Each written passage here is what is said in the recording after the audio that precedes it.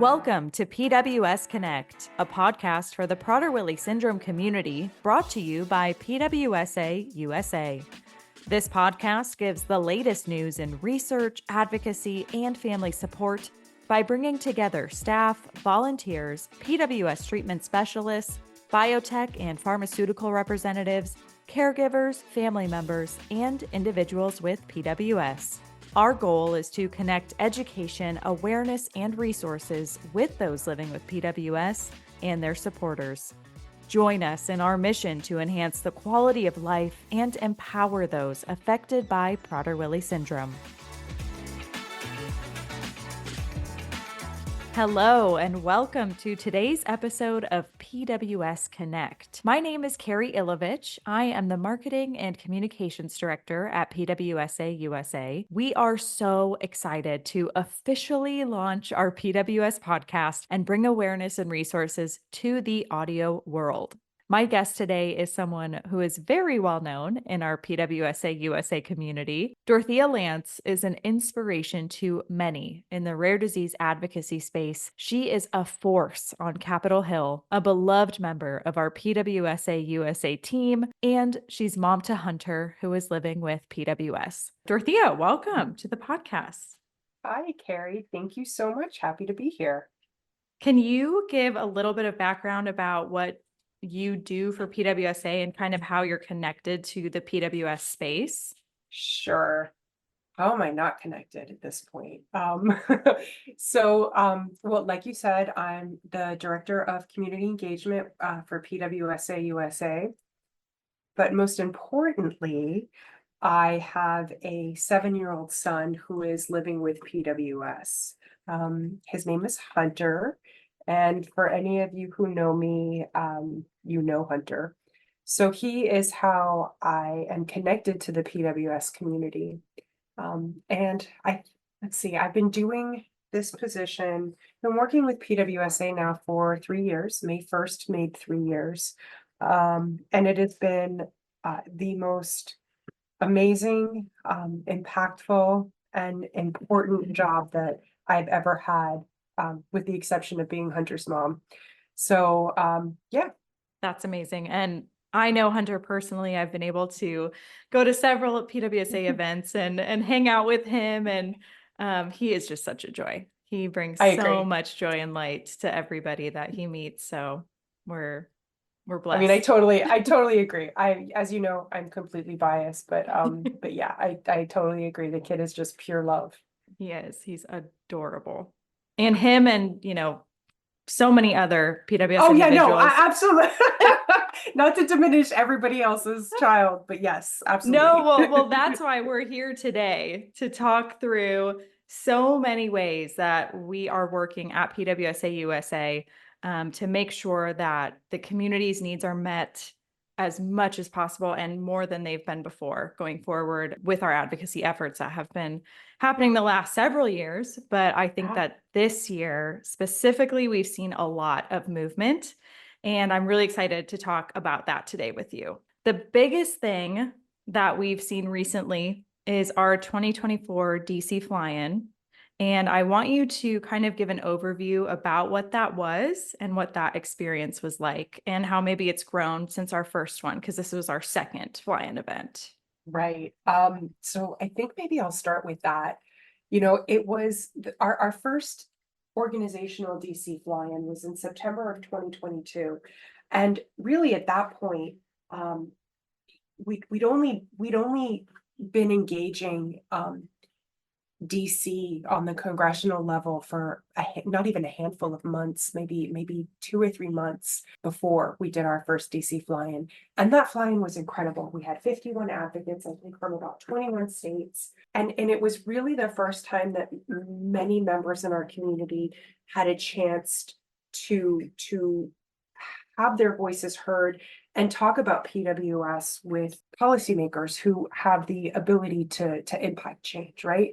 So building on that advocacy effort, several individuals who were involved in that first DC fly-in, including myself, started to engage DC on a regular basis after that fly-in. And between the months of, or between September of 2022, or really June of 2022, up until our last DC fly-in, which was this past May of 24, we have engaged members of Congress in Washington, DC, and or in their district offices in person 21 times. It's only recently that I started to look at those numbers, because when I went back and I started to look at, what did this last DC fly-in mean and how far have we come, I really had to go back chronologically and see, okay, well, what have we been doing over the past couple of years?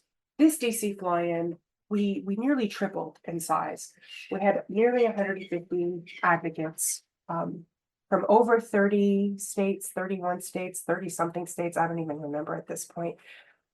But most importantly, we had somewhere between 35 to 39 individuals living with Prader-Willi syndrome join us in DC to have their voices heard. And I'm saying that because although we had a lot of, good handful of individuals living with PWS join us at the last DC fly-in, this one was different.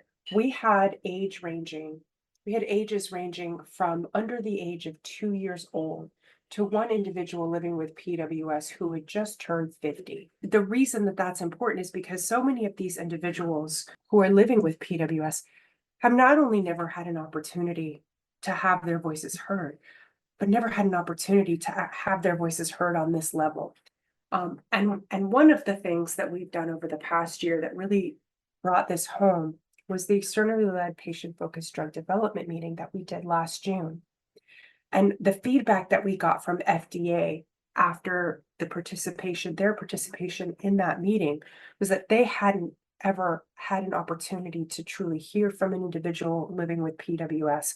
And the reviewers who were listening in on that meeting were extremely impacted by what it's like to hear from an individual living with PWS. So to be able to bring that voice in person to DC and have individuals living with this rare disease meet with their elected officials and meet with the staff in their elected officials' offices. It's not something that many rare disease patients have an opportunity to do, and it was incredibly special. So not only did we almost triple the amount of attendees and add an additional 10 or 11 states to the states in this nation that were represented for PWS, but we were able to give individuals living with this disease their voice. And it was humbling. And as a parent and as a caregiver, and as a parent of a child living with PWS who does not yet speak, I think that was one of the things that moved me the most. So it was great.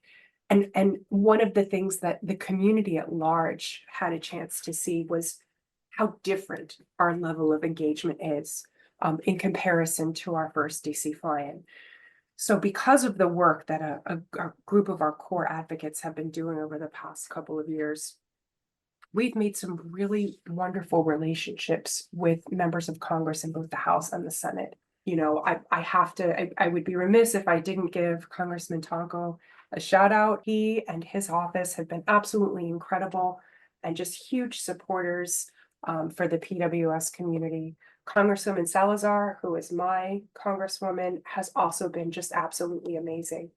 And to have individuals who maybe haven't had a chance to get back to DC since our first fly-in feel how different it is when we walk into these offices, and the recognition that we're now getting as a community when you walk into an office and you start talking about PWS and you say Prader-Willi syndrome, and the person, if they haven't recognized you when you walk through the door, they recognize when you start talking about PWS, because we are there.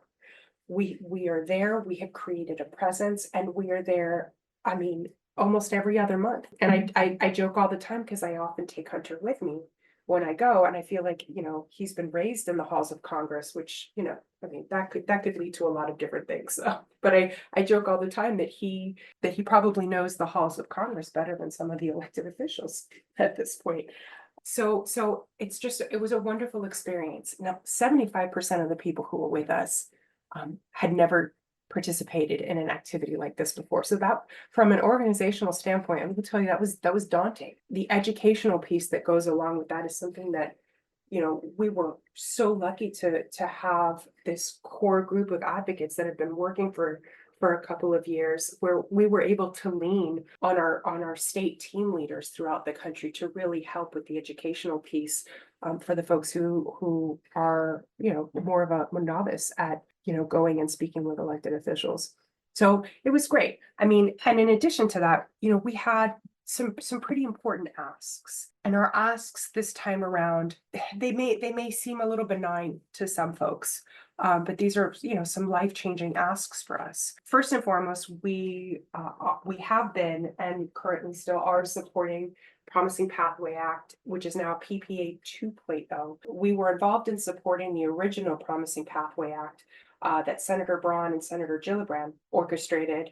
And we, in addition to supporting the first version, we were actually able to participate in the revisions of Promising Pathway Act. So we were a part of the legislative process to help recreate the 2.0 version. And for us, this piece of legislation, kind of hits to the core of what our community has been dealing with over the past several years when it comes to drug development and finding a therapy to treat the multitude of horrifying symptoms of PWS, especially hyperphagia.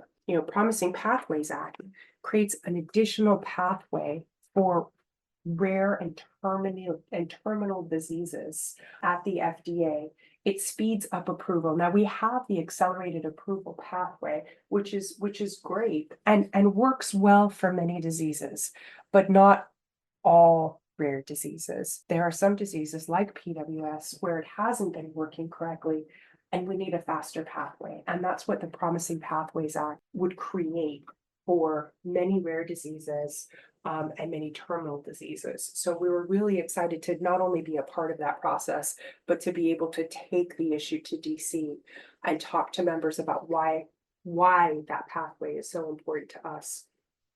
The second ask that we had is something that we'd actually started working on in 2022, which we have finally broken through and made some progress with, and that's having PWS added as a recognized topic area to the peer-reviewed medical research program.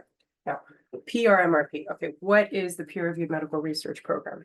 The peer-reviewed medical research program falls under the Department of Defense Congressionally Designated Medical Research Program, CDMRP. So I know it's a mouthful, but in short, what this would allow is additional funding for research of PWS. It's important for the community to understand that although this is a PWSA initiative through our advocacy program, this is something that would benefit the entire PWS community and allow for funding for research programs, whether it's pharmaceutical research or whether it's behavioral research. It opens the door for our federal government to start looking into parts of PWS that can be researched, which will help PWS and also help, possibly other rare chronic disorders.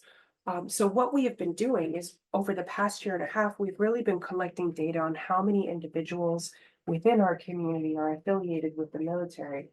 And what we learned after the PFDD that we did in June of 23 was that in accordance with the response we got to that question as part of our questionnaire for that meeting, we were hovering somewhere between 20 to 21% of our community who's affiliated with the military, which is a staggering percentage. And so with that, we've opened up a dialogue with the Department of Defense, with members of Congress, and we're saying, hey, listen, it is in your best interest and our best interest that you start taking a look at PWS and symptoms of PWS and how we can put more research dollars together and tackle some of these problems together. So we were talking to members, and we've gotten a lot of traction over the past year and a half talking about this issue. And just a few weeks ago, we were in a meeting, not in DC. It was a virtual meeting with Senator Coons' office, and Senator Coons is out of Delaware, and he sits on Senate Appropriations, and he has agreed to sponsor programmatic language for us in the appropriations bill to have PWS added to PRMRP's list of topic areas, which is massive. This type of an effort takes years, decades sometimes. And to have a member of the US Senate Appropriations Committee recognize the work that we're doing, recognize how the research in PWS can benefit the military, benefit our community, and benefit the community at large. And less than 2 years into this process, say, okay, I'm going to go ahead and sponsor you guys for fiscal year 26 is absolutely massive. There's not another word that I can think of that describes how amazing this opportunity is. So we're really excited, and we have a lot to look forward to going into the next fiscal year. And there's going to be some work involved with that, but our advocates aren't shy. And our third ask is actually going to come back around for next year, and it's going to end up being a similar ask for the PRMRP.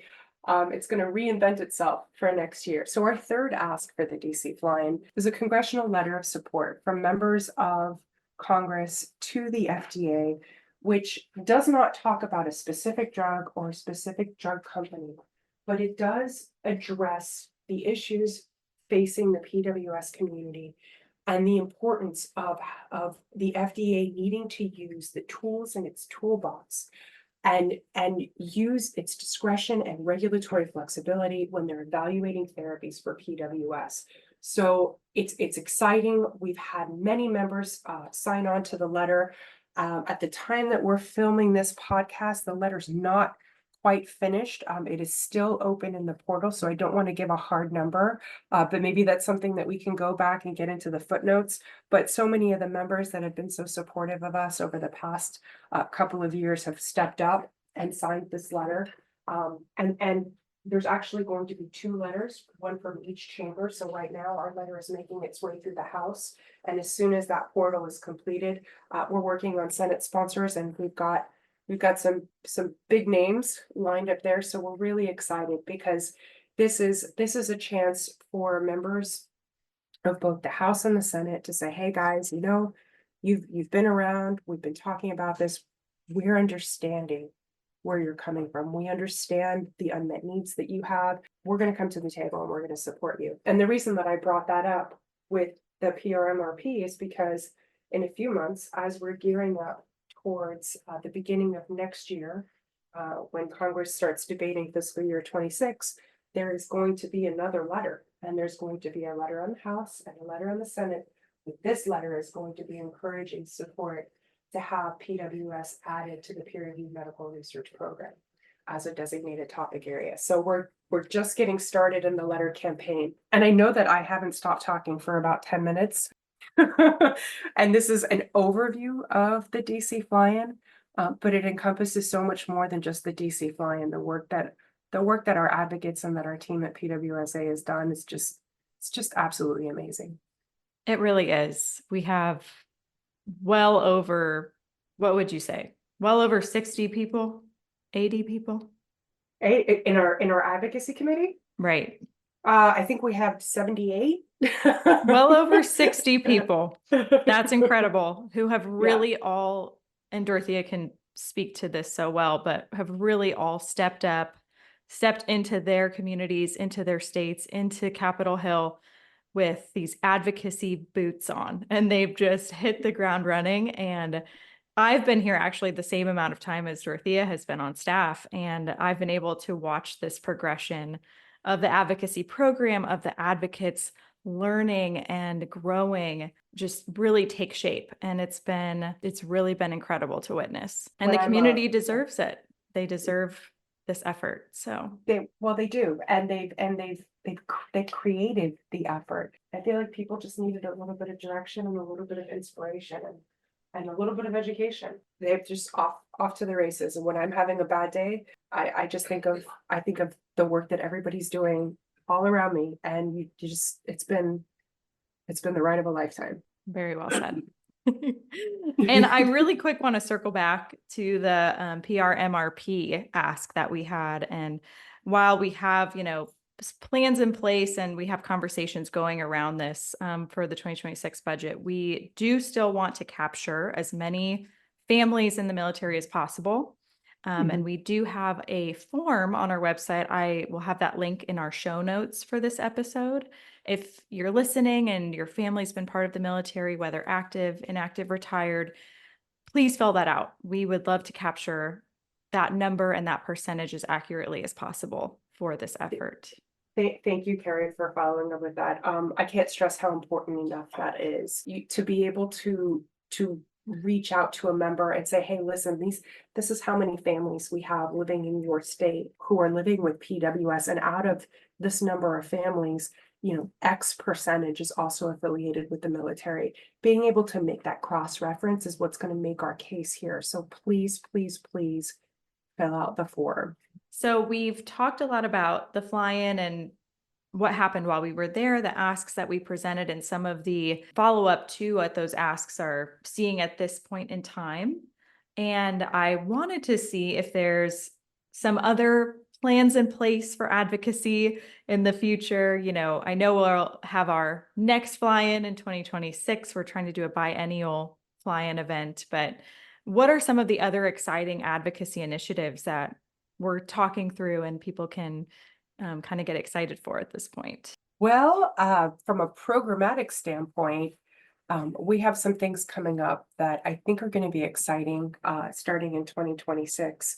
Our advocacy efforts have become so seasoned that we are expanding our program to now include advocacy ambassadors, which will be a new program that will begin in 2026, which will offer people who have been a dedicated advocate for 2 consecutive years and have been a part of our advocacy committee for 2 consecutive years, attended at least one of our fly-ins, an opportunity to apply to be an advocacy ambassador so that we can continue the engagement, on the DC level. And in addition to that, we're looking into the future, right? We're looking into what this next year is going to mean as we start to have drugs approved to treat PWS. Our advocates who've been around for a minute have heard me talk about having PWS added as a qualifying diagnosis in your state, as a qualifying developmental disability in your state, which is recognized in 14 states in some way, shape, or form. And there are efforts going on in about 17 states to try to add it in their state as well. What this is going to start turning into as we start having these drugs approved, beginning with DCCR next year, is how to get your newly approved FDA medication in your state. It's a lot more complicated, I think, than people understand. And we've touched on it briefly, but the process of getting a drug approved by the FDA will then lead to CMS, Centers for Medicare and Medicaid, where they have to approve payment of that newly approved drug. And once they do that, once CMS does that on the federal level, then there's a state process, and every state in our country has their own process to negotiate with CMS on the federal level to have the payment discussed and finalized for their specific state. And it's usually only when that happens, when the private insurers will finally come in and say, okay, now we're going to approve payment for this drug in our state. So we could have DCCR approved next year, but that doesn't mean that you're going to have it in your state right away. It could be years.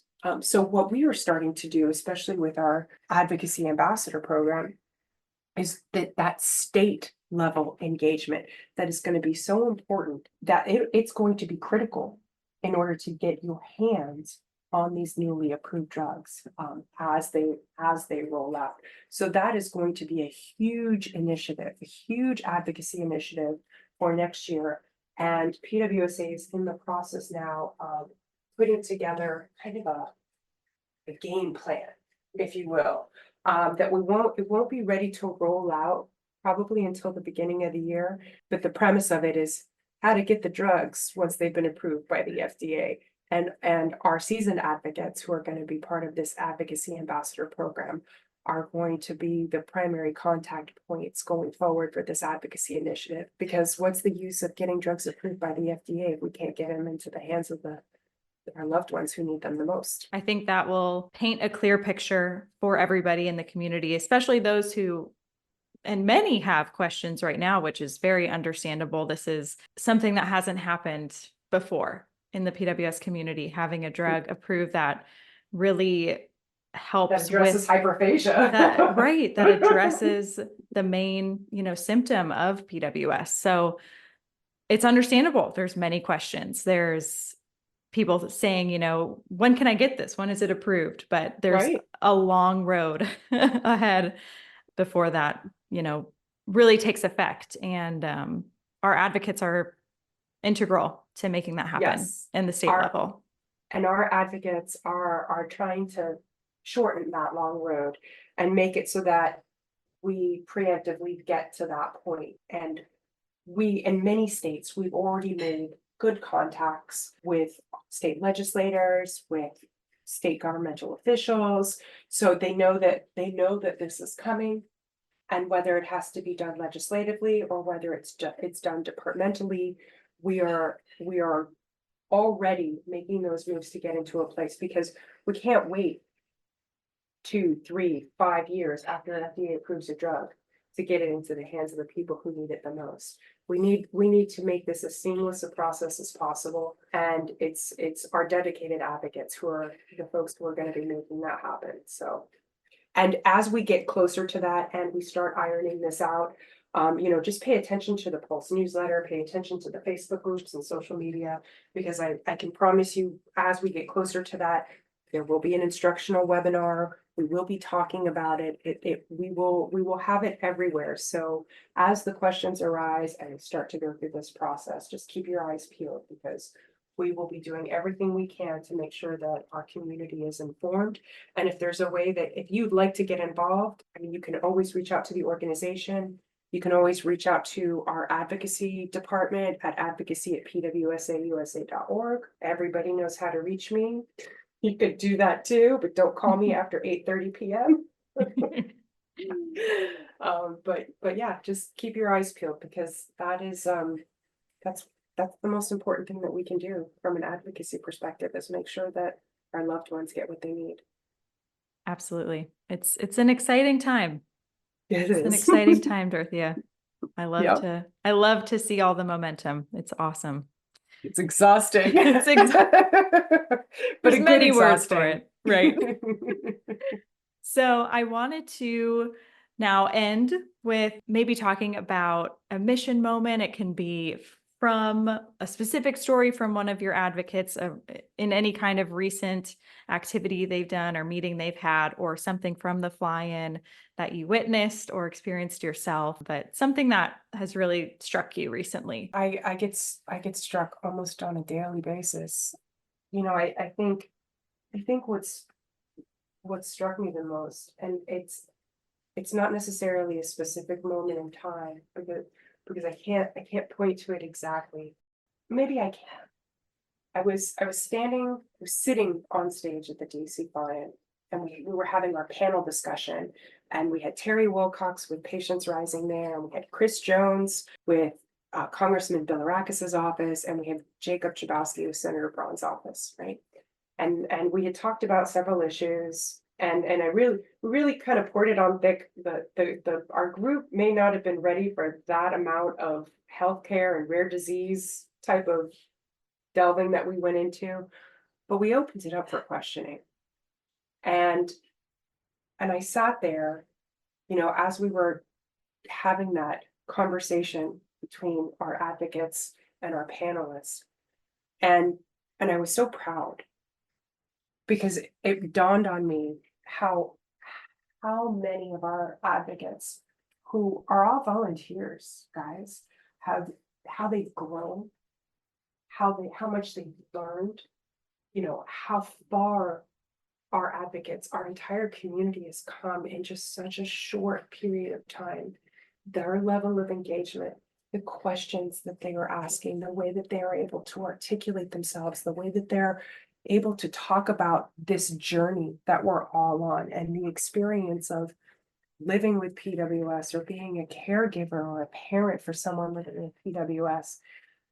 And 2 years ago, I was having these conversations with people who had never done this before, who were some terrified, nervous is an understatement, just terrified at the idea of trying to express what this journey's been like, and nervous about talking to people in power and people in powerful positions, and being able to sit down and be a part of this community and just see the growth and know that we're all a part of it, and we've all grown off of each other, and we're all boosting each other up to make this better and safe space for our PWS community. It was humbling, and it continues to be humbling, and it happens so often, and I feel I'm so proud. I'm so proud of what we've accomplished, and I'm proud to be a part of this community, and I'm proud to be a part of these parents and these families.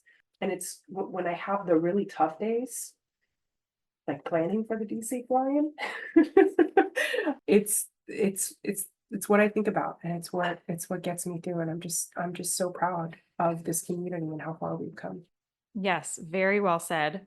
Since I was also at the fly-in, I would love to share a mission moment as well, just because this event, it has really taken off. And I was fortunate enough to go to the first one, and then fortunate enough to go to this last one. And I had the unique opportunity to go to several meetings of different states. So I was able to see many different groups interact with, the officials, the office staff, across the gamut. They were talking to everybody. To see those connections made from that first fly-in to this second one, I saw parents going into meetings with artwork made by their kids who brought it for the staffer or for the elected official, who asked, what did they bring me this time? Or how are they doing? And they know their loved ones intimately now. They know what their needs are.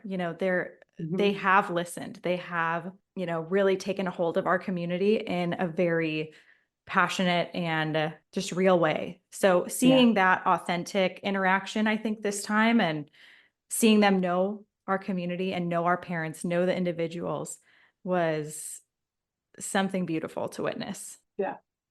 And I think I echoed something you mentioned earlier about that, Dorothea, but I just had to reiterate because it's incredible to see. No, I love it. And you know what? It's funny because we did something a little bit different. We did a few things differently on this fly-in, but we were fortunate enough to have representation from all of our sponsors. And these are the folks that are working to create the therapies for our families, for our kids with PWS. And I say kids with endearment, whether your kid is a newborn or whether your kid is 50 years old, they're always your kid.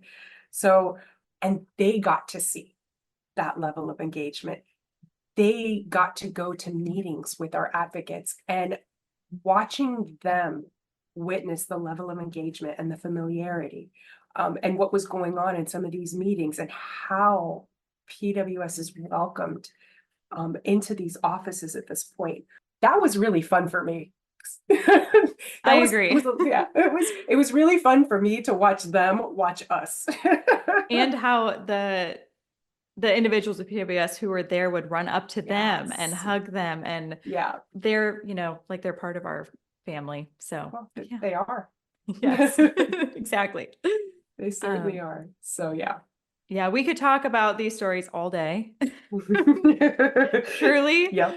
For sure. We both are, I think, pretty passionate, very passionate about this aspect of, the PWS world. So we gotta cut ourselves off. But thank you, Dorothea, for taking the time and giving an update on the asks and kind of process we're at right now with the NDA submission. I know a lot of people are excited about that, have a lot of questions about that. And as Dorothea mentioned, we'll continue to provide as many updates as possible and give as much tools as possible going forward. So absolutely will do. And again, if you guys are looking to get involved or you have questions, you know where to find us. So please don't be shy, because we're not.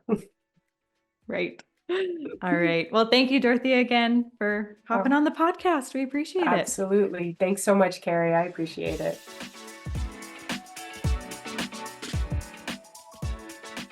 Thank you for listening to this episode of PWS Connect. If you want to learn more about Prader-Willi syndrome and how PWSA USA is making strides in our advocacy efforts, visit www.pwsausa.org.